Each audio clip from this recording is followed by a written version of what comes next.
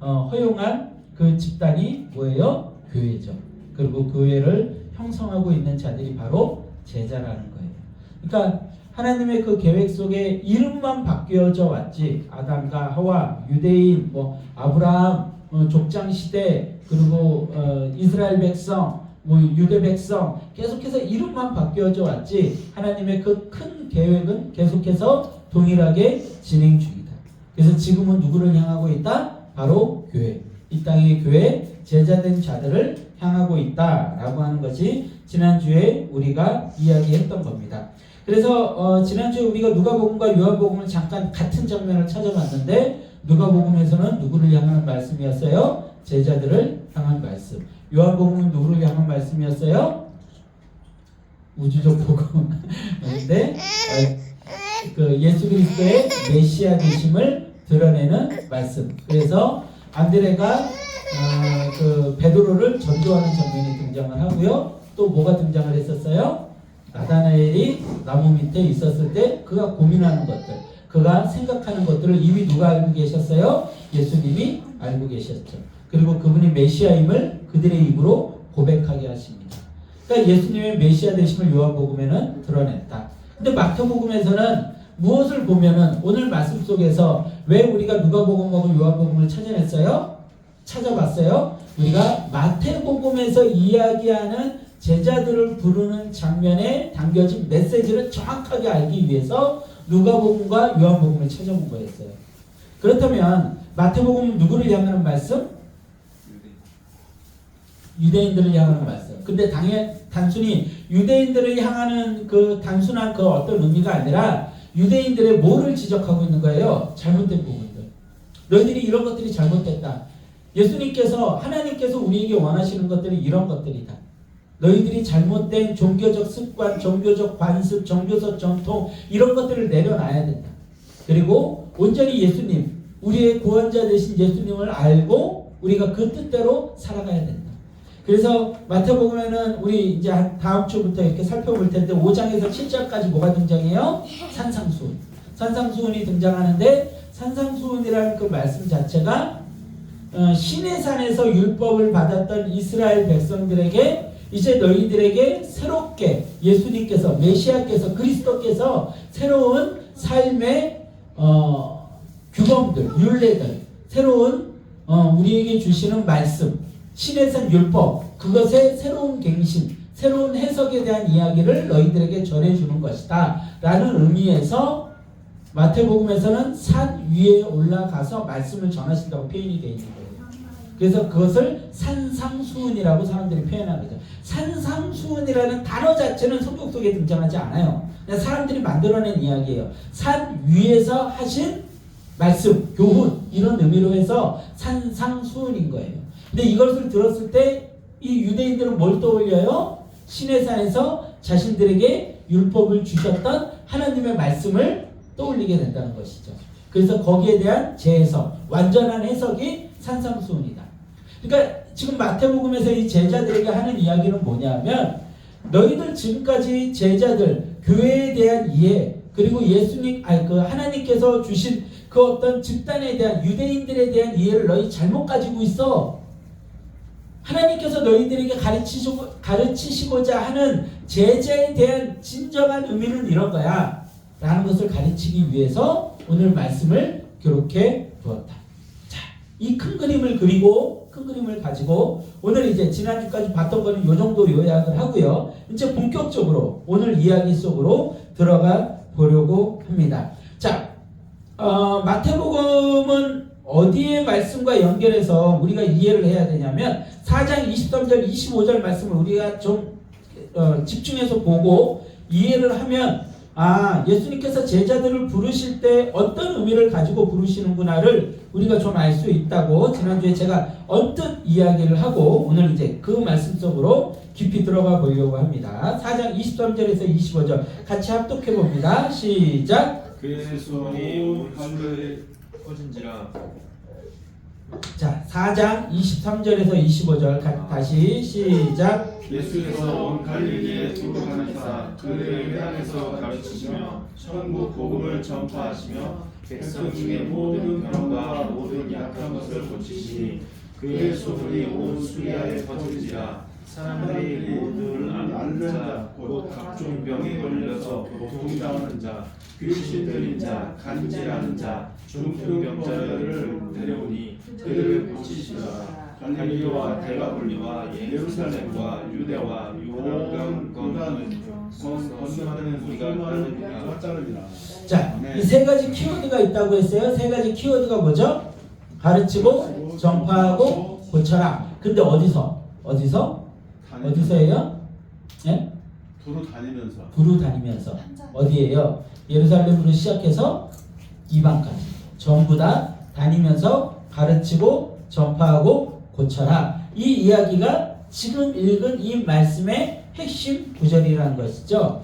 그러니까 하나님의 자녀의 사명은 이 땅의 어두움을 물리치고 약한 것을 고치며 천국의 소식을, 그 생명을 세상 가운데 흘려보내는 것. 그것이 마태복음 속의 제자의 부름이고, 마태복음 속의 제자의 부름은 이것을 위한 부름이라는 것이죠. 잃어버린 이스라엘의 사명을 다시 시작할 존재로의 부르심이 것이라는 것을 우리가 볼 수 있어요.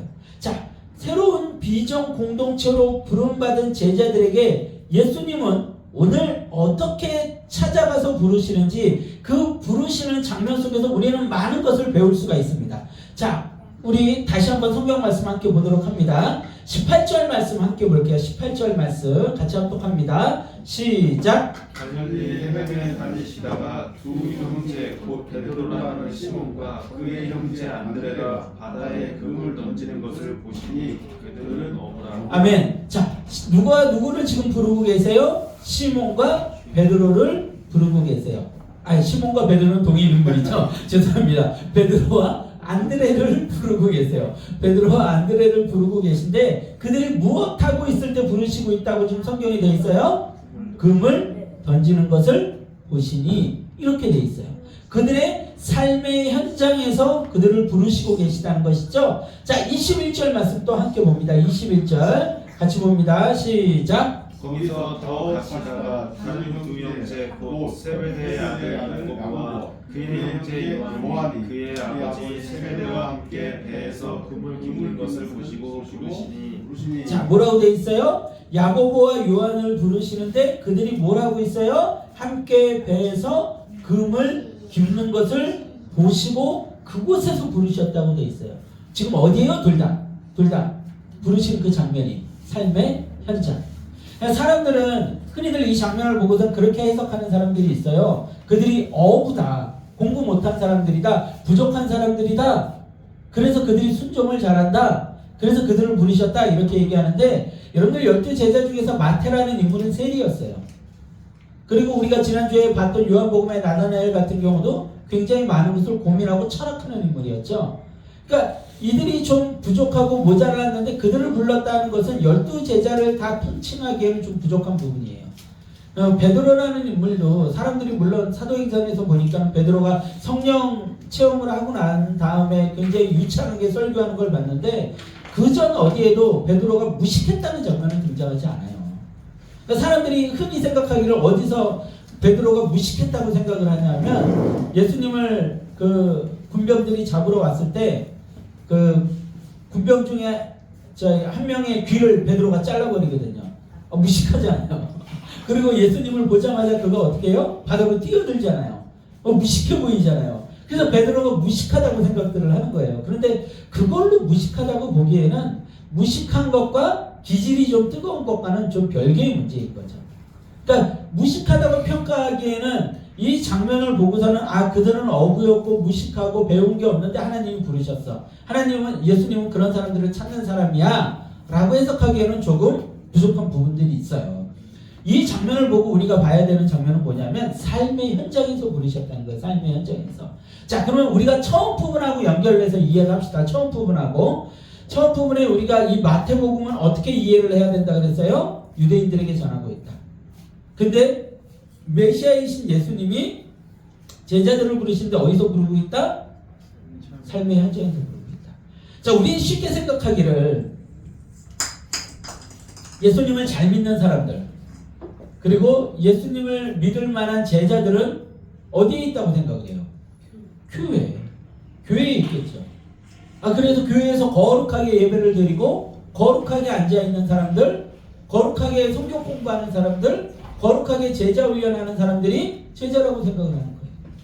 사랑의 교회에서 제자훈련 받고 매일매일 교회에 출석하고 그런 어떤 모습이, 그들의 모습이 너무나도 교회 생활에 최적화되어 있는 사람들을 보면 이 사람들이 제자구나, 이 사람들이 진정으로 믿음이 좋구나 라고 생각들 한단 말이에요. 새벽 예배 많이 드리는 사람들, 집회 많이 참석하는 사람들, 헌금 생활 잘하는 사람들을 보면 우리는 그들을 보고 믿음이 좋구나, 좋은 제자구나 라고 생각을 한단 말이에요. 근데 오늘 말씀 속에서 보니까 예수님은 제자들을 찾아 어디로 가셨어요? 회당으로 가셨어요? 교회로 가셨어요? 성전으로 가셨어요? 아니라는 거예요. 마태 세리를 부를 때도 마태 세리가 세관에 앉아있을 때 예수님 거기 가서 부르셨어요. 그리고 지금 이 제자들을 부르실 때도 예수님은 어디 가서 부르셨어요? 그들의 삶의 현장에서 부르셨다. 그리고 그곳에서 그들을 사람을 낚는 어부로 삼으셨습니다. 자, 그리고 이들의 특징이 또 있죠. 20절입니다. 20절 말씀 같이 함께 봅니다. 시작. 그들이 곧 그물을 버려두고 예수를 따르니라. 아멘. 자, 22절 또 함께 봅니다. 22절 같이 합독합니다. 시작. 그들이 곧 배와 아버지를 버려두고 예수를 따르니라. 공통점이 있죠. 공통점이 뭐였어요? 버려두고. 자신의 삶에 매이지 않고 예수님의 말씀을 따라 자신의 모든 것을 걸 수 있는 그런 존재들. 그런 존재들을 예수님께서는 부르셨고 제자들은 그럴 수 있는 자들이어야 된다는 것이죠.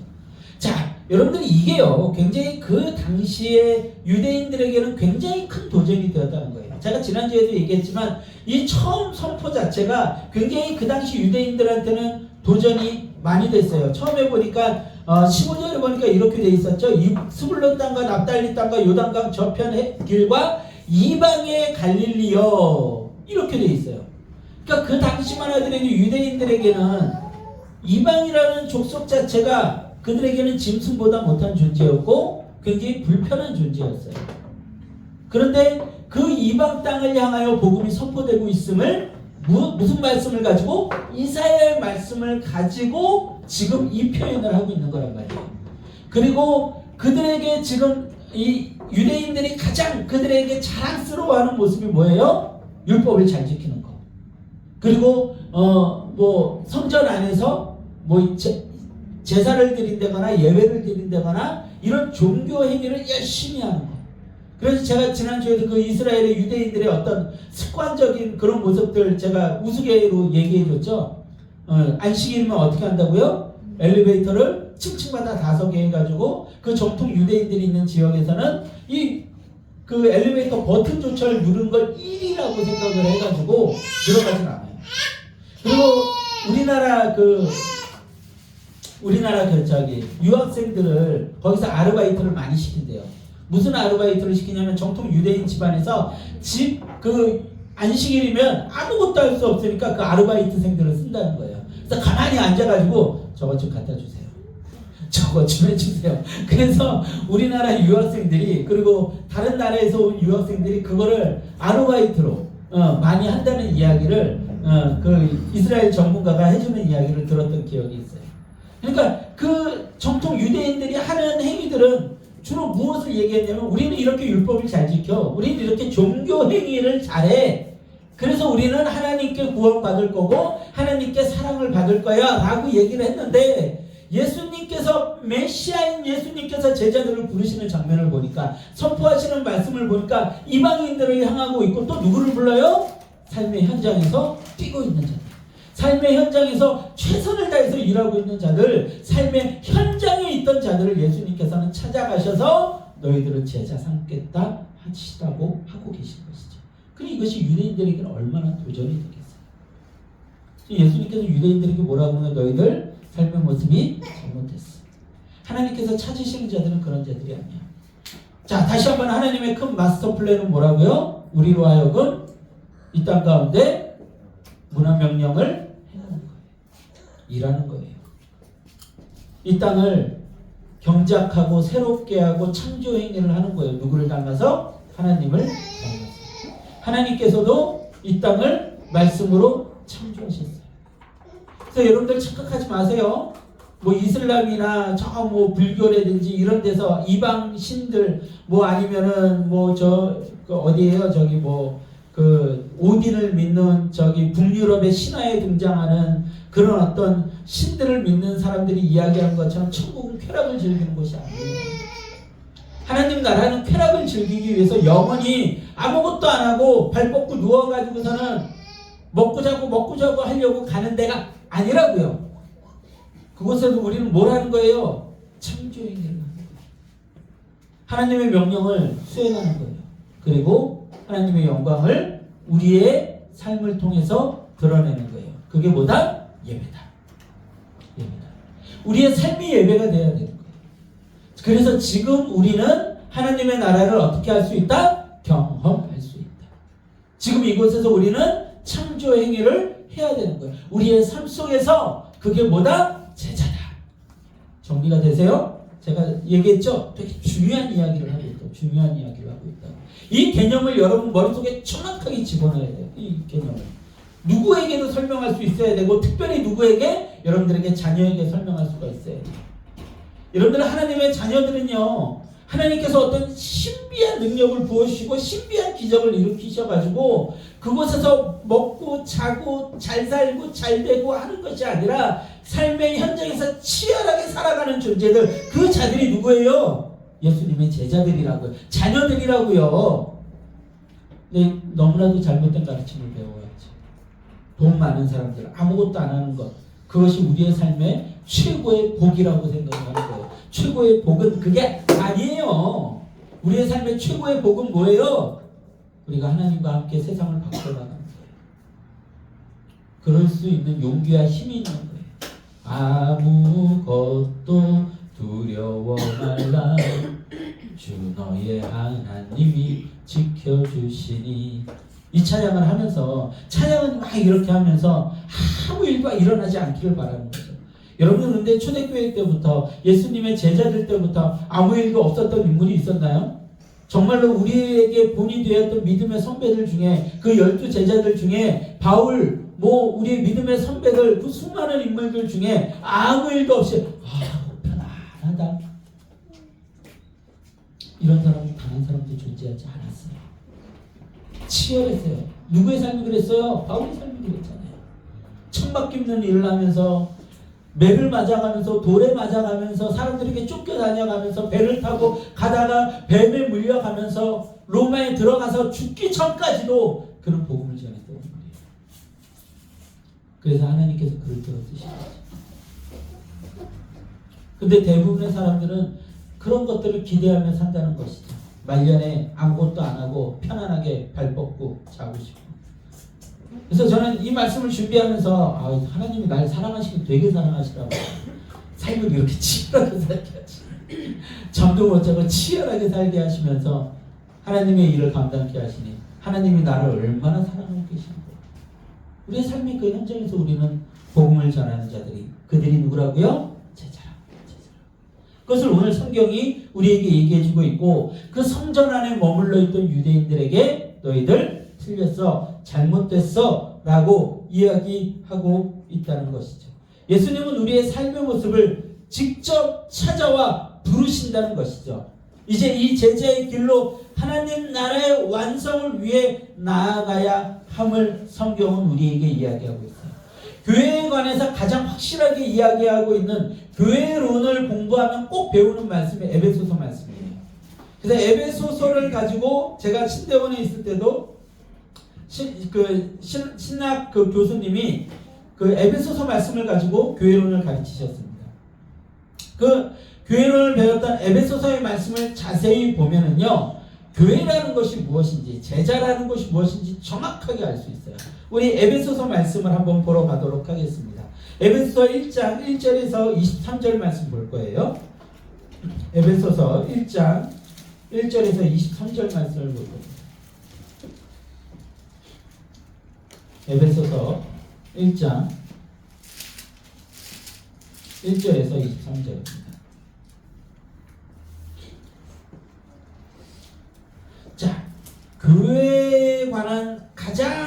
핵심적인 이야기가 에베소서에 담겨져 있다고 했는데 이 1장 1절에서 23절의 말씀은 교회가 어떻게 부름받았으며 무엇을 해야 되는 존재인지 교회의 시작과 세워진 목적, 존재의 이유를 정확하게 천명하고 있습니다. 1장 1절에서 23절 제가 공독합니다. 하나님의 뜻으로 말미암아 그리스도 예수의 사도된 바울은 에베소에 있는 성도들과 그리스도 예수 안에 있는 신실한 자들에게 편지하노니 하나님 우리 아버지와 주 예수 그리스도로부터 은혜와 평강이 너희에게 있을지어다. 찬송하리로다. 하나님 곧 우리 주 예수 그리스도의 아버지께서 그리스도 안에서 하늘에 속한 모든 신령한 복을 우리에게 주시되 곧 창세 전에 그리스도 안에서 우리를 택하사 우리로 사랑 안에서 그 앞에 거룩하고 흠이 없게 하시려고 그 기쁘신 뜻대로 우리를 예정하사 예수 그리스도로 말미암아 자기의 아들들이 되게 하셨으니 이는 그가 사랑하시는 자 안에서 우리에게 거저 주시는 바 그의 은혜의 영광을 찬송하게 하려는 것이라. 그러니까 교회의 그 부르심의 시작이 어디에 있었다고요? 창세 전에 우리를 선택하셨고 우리를 부르신 거예요. 그게 교회예요. 예수 그리스도 안에 예수님을 믿는 자들의 공동체. 그것이 언제부터 계획이 되었어요? 창세 전에. 그때부터 거룩하고 흠이 없게 우리를 세우시려고 우리가 준비가 되었다. 그런데 그 교회를 부르신 목적이 뭐라고 되어 있어요? 6절 맨 후반부에 보니까 그의 은혜의 영광을 찬송하게 하려는 것입니다.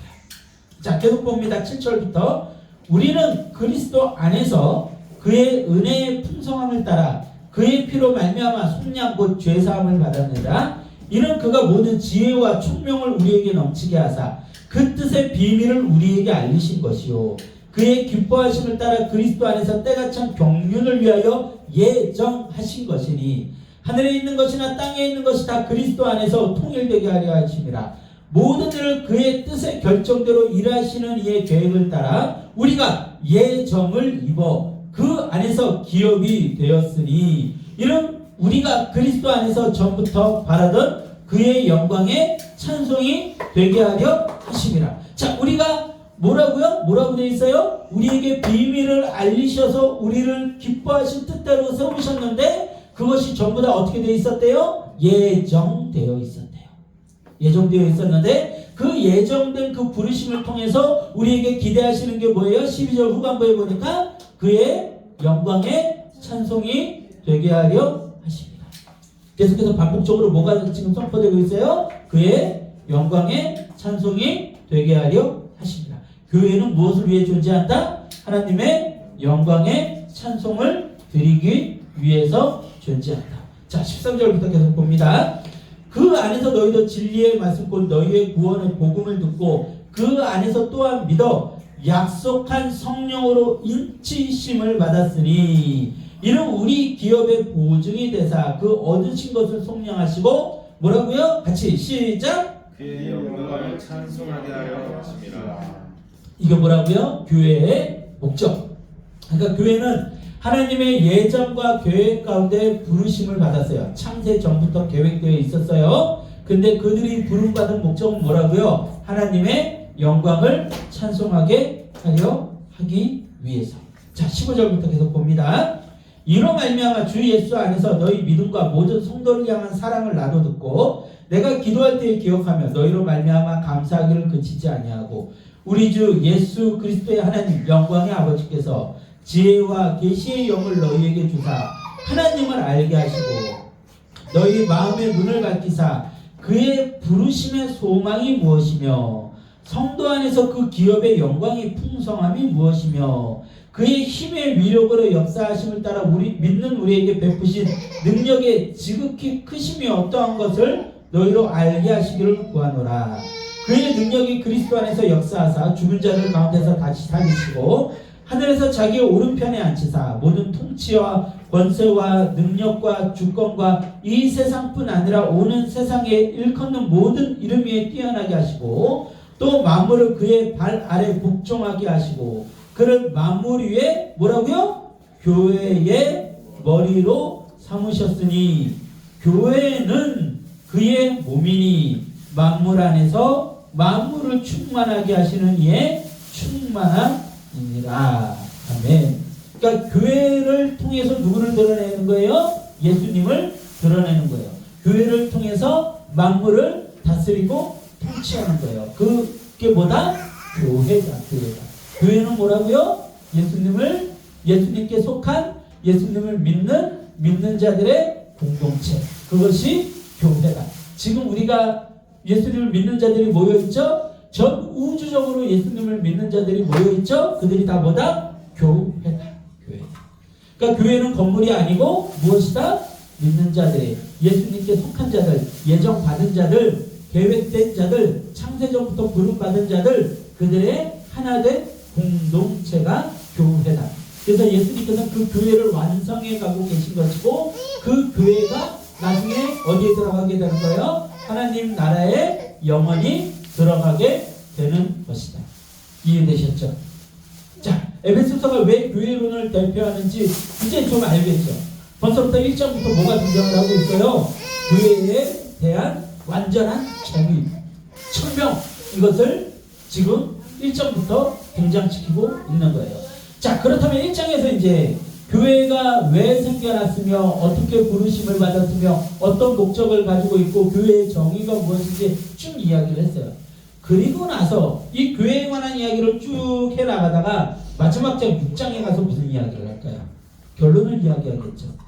그러겠죠? 6장에 가서 결론을 이야기하겠죠. 자, 우리 5장 31절 33절 봅시다. 에베소서 5장 31절 33절이에요. 같이 합독합니다. 시작. 그러므로 사람이 부모를 떠나 그의 아내와 합하여 그 둘이 한 육체가 될지니 이 비밀이 크다. 나는 그리스도와 교회에 관하여 말하노라. 그러나 너희도 각각 자기의 아내 사랑하기를 자신같이 하고 아내도 자기 남편을 존경하라.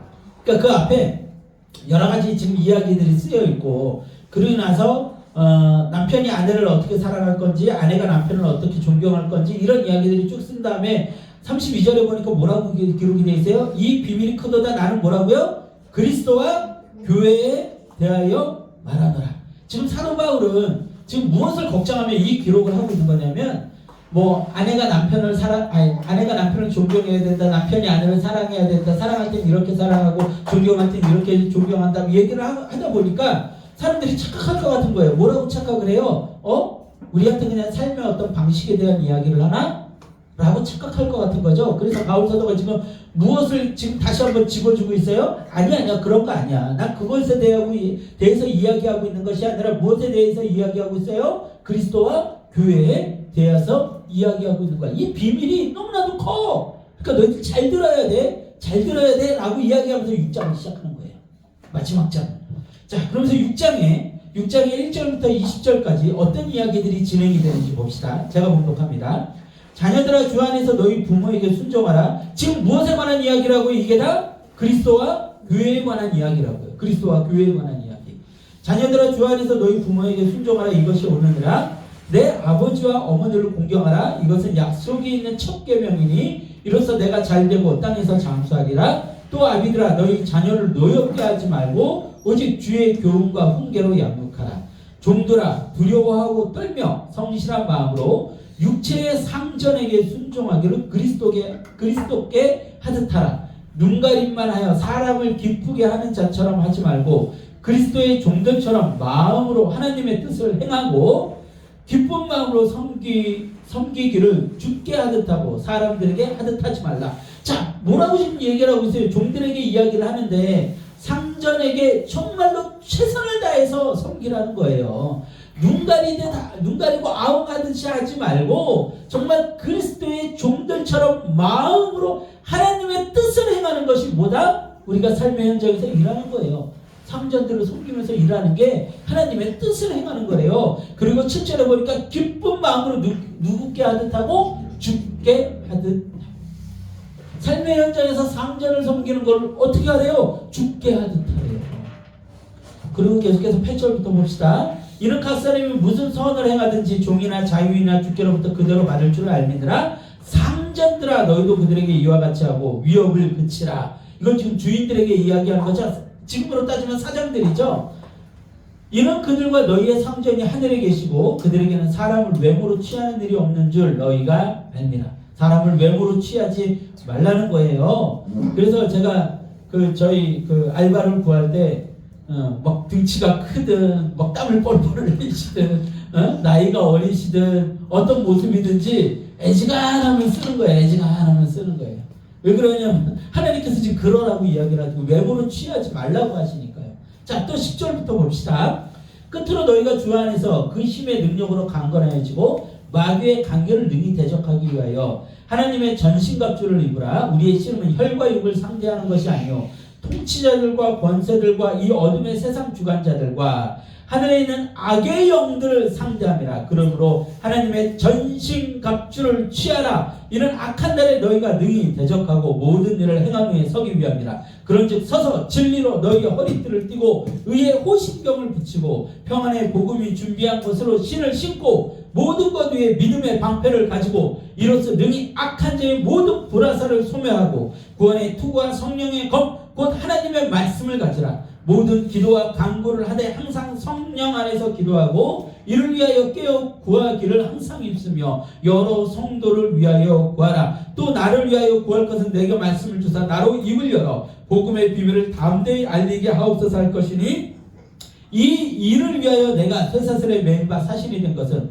나로 이 일에 당연히 할 말을 담대히 하게 하려 함이라. 아멘.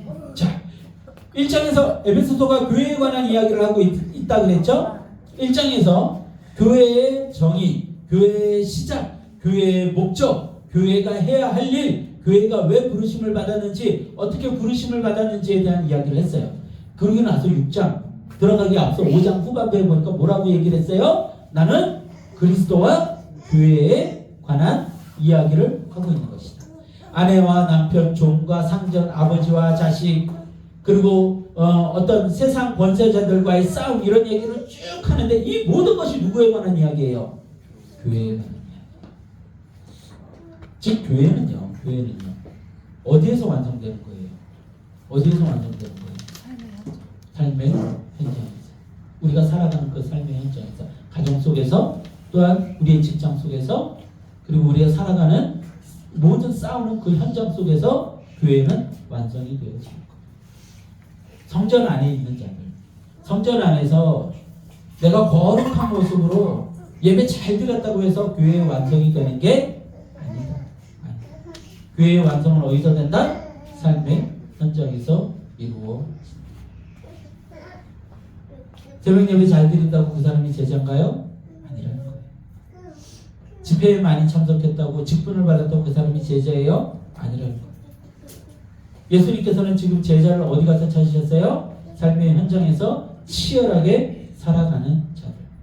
하나님께서 아담과 하와를 이 땅에 창조하시고 명령하신 명령이 뭐였어요? 땅을 경작하라. 땅에 충만하라.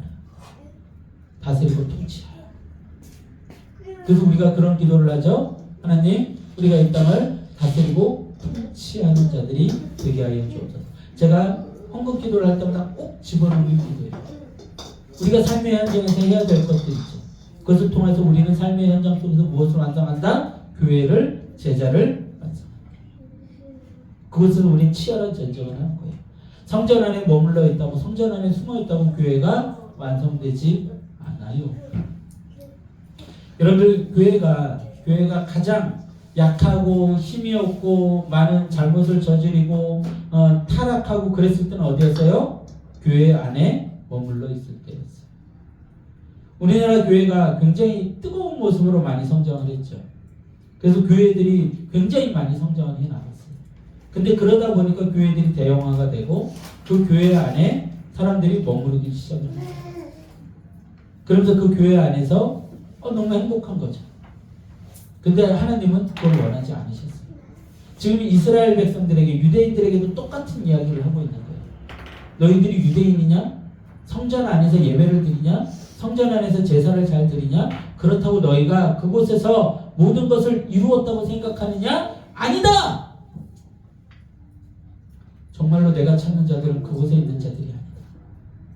예루살렘 성전 안에서, 그 아름다운 성전에서 매일같이 번제를 드리는 너희들을 원하는 것이 아니라 삶의 현장에서 그물을 던지고 그물을 딛고 있는 너희들을 그곳에서 하나님의 나라를 완성해가고 세워가라. 제가 이 말씀을 이렇게 찾다가 굉장히 의미 있는 말씀을 하나 찾았어요. 의미 있는 말씀을 하나 찾았는데 만나교회 분당에 있는 야탑에 있는 굉장히 큰 교회거든요. 그런 일을 행하고 있다는 건 처음 들었어요. 그 교회에서 그랬다 그러더라고요. 토요일날 와가지고 토요일날 와서 예배를 드리고 주일날은 작은 교회를 찾아가라 그랬어요. 굉장히 김병선 목사님인가 아마 그러실 거예요. 머리가 벗겨지시는 목사님이신데 제가 굉장히 좋아하는 목사님 중에 한 분이에요. 말씀이 굉장히 살아있어. 근데 어쨌든 그 목사님이 그렇게 이야기를 했다는 거예요. 굉장히 이단으로 오해받을 수도 있죠. 토요일날 예배를 드리고 주일날 다른 교회 가서 예배를 드리라 그러면 이단으로 오해를 들을 수도 있는데 그 교회에서 그러는 이유가 있어요. 뭐냐면 대형교회로 몰려들지 말라는 거예요. 분당 우리 교회 이찬수 목사님도 그랬다 그러더라고요. 여러분들 우리 교회 오지 말라고. 여기 오지 말라고. 다른 교회 찾아가라고. 작은 교회들, 시골 교회들, 개척 교회를 찾아가고 삶의 현장들 찾아가라고. 여러분들 여기 머물러 있으면 안 된다고. 내쫓았대요. 그런데도 안 나갔대요. 계속 나오면 교회 명분에서 파버린다고. 그렇다고 농담을 하실 정도로 이찬수 목사님도 그랬다 그러더라고요. 멋진 목사님들인 것 같아요. 물론 많은 것을 가졌으니까 그랬을 수도 있어요. 넘쳐나니까. 성도들이 넘쳐나고 모든 것이 넘쳐나니까 그랬을 수도 있어요. 만약 그렇게 넘쳐나지 않고 시골교회에서 개척교회 하실 때 그럴 수 있다면 더 멋지셨겠죠. 근데 어쨌든 그거는 그분들의 경우가 아니니까. 근데 어쨌든 그 큰 교회를 하고 있으면서 그렇게 이야기할 수 있다는 것이 참 멋진 것 같아요. 그래서 그분들이 얘기한 건 삶의 현장으로 들어가라는 거예요. 그런 분들이 계시더라고요. 그런 분들. 그래야 돼요.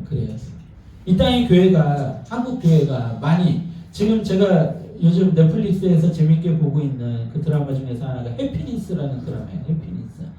전형적으로 가진 자들, 돈 많은 자들, 그리고 의사, 그리고 목사, 이런 사람들의 위선을 꼬집어요. 그러니까 죄악에 물든 인간들, 이런 것들을 굉장히 대사나 그 상황 속에서 굉장히 많이 표현을 합니다. 근데 아니나 다를까 위선적인 목사가 등장을 해요. 사람들 앞에서 자신의 것을 얻기 위해서 할렐루야, 여러분들 하나님은 사랑이십니다, 이렇게 얘기하면 사람들이 꼭 무시하고 가버립니다. 그 모습을 보면서 왜 목사라는 존재가 저렇게 인식이 되었을까? 목사라는 존재가 왜 저렇게 사람들에게 보일까? 근데 여러분들 그런 장면도 굉장히 많이 등장하거든요. 굉장히 많이.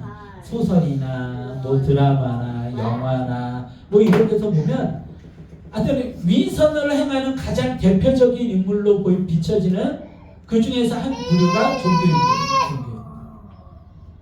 그래서 그 고민을 해봤어요. 왜 이들이 그렇게 비춰져야만 될까? 두 가지죠. 첫 번째는 그들이 뭘 얘기해요? 의로움, 선함을 이야기하죠.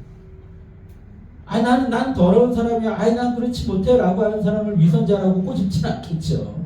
근데 그 사람들이 항상 뭘 얘기를 해요? 나는 의로워. 나는 선해. 난 착해. 난 깨끗해. 라는 것을 이야기하기 때문에 그들이 그런 행위들을 했을 때, 위선적인 행위들을 했을 때 그들을 꼬집기 너무 많이 되는 거죠. 어쨌든 그런 모습들이 이렇게 많이 비춰진다는 것은 그만큼 하나님의 사람들이 세상 가운데 빛을 드러내지 못하고 계시다는 거예요. 다음 주에 우리가 크리스마스 기념 예배로 우리가 그 말씀을 들을 텐데, 그 말씀을 준비를 이제 조금 이렇게 하면서 봤는데, 예수님께서 부르시고 찾아가셨다는 사람들은 어떤 사람들이에요? 목동들, 목자들. 그리고 예수님이 태어나신 곳은 어디예요? 구유.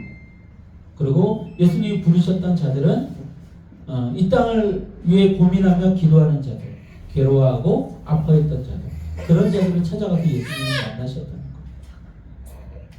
거예요. 우리가 굉장히 착각을 하고 있죠. 성탄절에 어디 가면 우리가 예수님을 만날 수 있다고 사람들은 생각을 해요. 큰 교회, 아름다운 크리스마스 이브 행사를 가면 예수님을 만날 수 있다고 생각을 하는 거예요. 근데 그곳에서 예수님을 만날 수 없어요. 예수님을 만날 수 없어요. 예수님을 만날 수 있는 곳은 삶의 현장입니다. 여러분들 삶의 현장에서 예수님을 만나세요. 그곳에서 교회를 세워나가세요. 그곳에서 제자가 되세요. 그것이 예수님이 우리에게 원하는 모습입니다. 그러니까 지금 그 마태복음 전체적으로 여러분들이 쭉 계속 보면서 말씀을 보다 보면 기존에 잘못된 신앙생활에 잘못된 종교적 관습에 빠져있는 자들에게 주시는 말씀이 너무나도 많아요. 그도 그럴 것이 그 당시 유대인들이 그랬으니까요. 예루살렘이라는 성전 안에 있으면서 우리는 깨끗해, 우리는 의로와 우리는 구원받을 거야 라고 얘기했지만 예수님께서는 그들을 향하여 이 사탄의 자식들아 라고 이야기했습니다. 그들이 머물러 있던 성전을 뒤집어 엎으셨으니까, 유대인들의 종교적 관습을 다 뒤집어 엎으셨으니까, 그들의 잘못된 관습과 습관을 다 뒤집어 엎으셨으니까. 그러면서 예수님은 다시 그 하나님의 말씀을 해석해서 그들에게 선포하셨죠. 이제 우리가 제자가 되려고 합니까? 여러분들이 제자로 부르심을 받기를 원합니까? 제자의 사명을 여러분들이 감당하기 원합니까? 그럼 여러분들 어디 있어야 됩니까? 삶의 현장에서 치열하게 살아가는 것. 언제까지? 하나님 나라에 들어갈 때까지. 나의 삶이 다하여 순교하는 날까지. 나의 삶의 현장에서 최선을 다하고 그곳에서 복음을 전하고 나의 삶이 제자로서의 삶을 살아가는 것.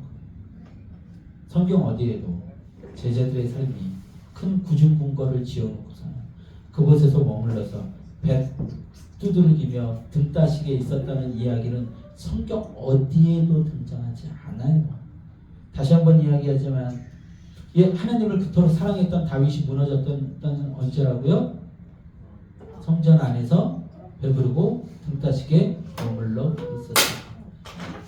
그가 가장 하나님을 열심히 뜨겁게 찾았을 때는 언제예요?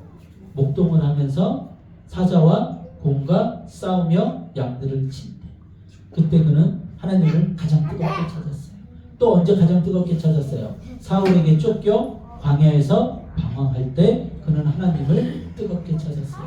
또 언제 뜨겁게 찾았어요? 전쟁터에서 전쟁이라는 위기 앞에 전쟁터에서 함께 나아가서 골리앗과 싸울 때 그때 그는 하나님의 이름을 부르며 나아서 싸웠어요.